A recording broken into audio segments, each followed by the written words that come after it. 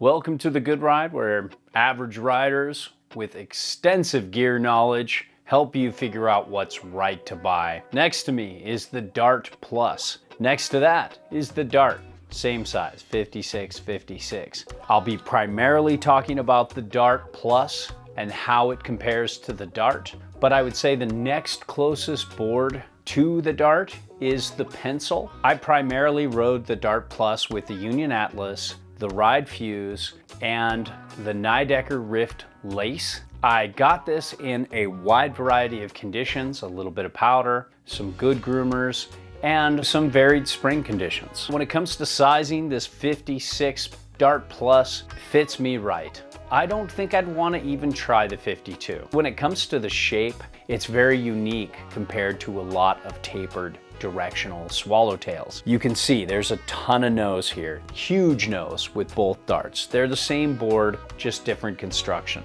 You have a very set back stance. It might not be that set back on side cut, but it's massively set back on board. And all three of these boards have the same camber profile. Basically camber almost to the tail, then a little bit of early rise before the nose. It's very advanced to expert riders. Let's talk flex. This is so stiff. It is stiffer than the regular Dart. The nose is pretty stiff. Between the feet is very stiff. One thing about the Dart Plus is this thing just pops. It has such lively energy underfoot. Even though you're sitting way back on board, all three of these boards have pop, just insane pop. But the Plus models, they just pop harder and pop a little easier. What's kind of surprising is I can butter okay off the tail with all these boards. They're not amazing, but they're pretty damn good in uneven terrain. Same day, same runs, same conditions. The Dart Plus just really lit it up on morning groomers. But as it got to midday snow with a little bit of that unevenness, the Dart,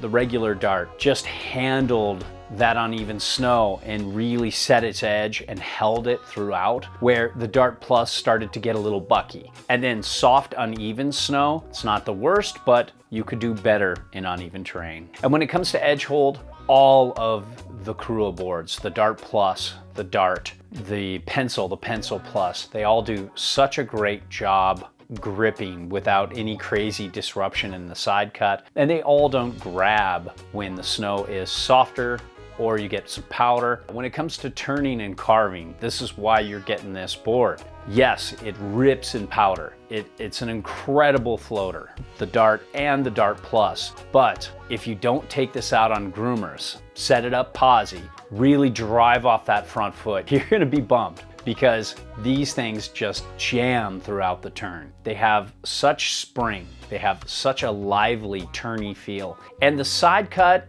along with the shape, the overall turning experience, if you like a little more across the groomer, a little more semi-turny to turny, but still pretty balanced for any kind of turning you want to do. I can't stress enough how much you need to be posi on this, and you really need to drive off that front foot throughout the turn, keep that back foot a little more quiet, and then it just lights up and it's an amazing experience. Same with the Pencil and Pencil Plus. When it comes to speed and base glide, you get a faster base with the Plus models. They just glide a little easier. Now, if you want to point it, you want the Pencil or the Pencil Plus. Those do a little better in a straight line. With the Dart Plus and the Dart, they can handle some speed. They're very stiff boards, and they're not gonna get weird or hooky or feel off on you when you point it. Now let's talk powder. With the Dart, it's hard to really say what the setback on board is because you're measuring from such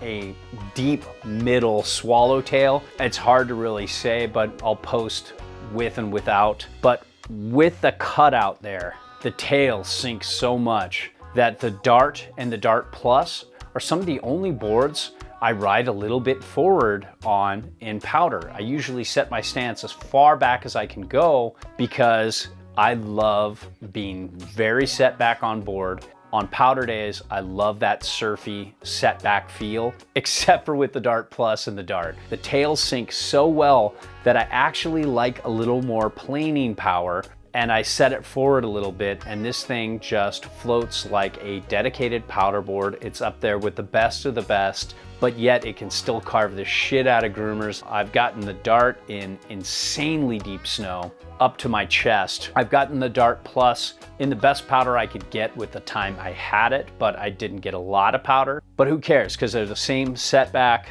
same shape, same everything. It's just a different flex personality. You have a faster base, so there's a little bit better glide in powder versus the regular Dart, but that's about it. So overall, I'm not the biggest Plus guy, but this has a lot of appeal to me. This has a lot of pop. This has such a dynamic, springy thing going on. It's just that I ride a lot of messy snow, and I don't always see pristine, perfect conditions. If you do, then get the Plus. It's great. But if you don't, you might like the regular Dart a little better.